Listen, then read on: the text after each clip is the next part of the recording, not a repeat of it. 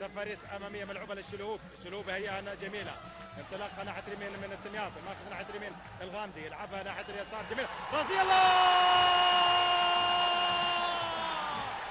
راسيه وثاني اهداف الهلال، جميله راسيه من القناص، القناص في اول مشاركه هلاليه يسجل الهدف الثاني راسيه، ثاني اهداف المباراه من القحطاني في اول مشاركه هلاليه يسجل اول اهداف هذا اللاعب القناص.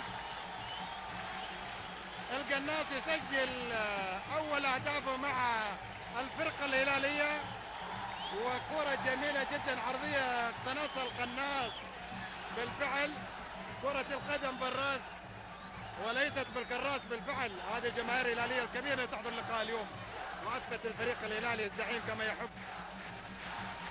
محبين هذا الفريق، جماهيريه هذا الكبير، وهو من الانديه الكبيره والجماهيريه في المملكه نادي الهلال.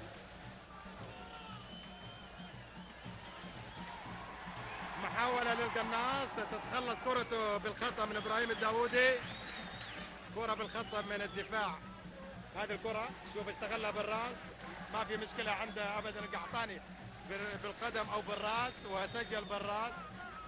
شوف القناص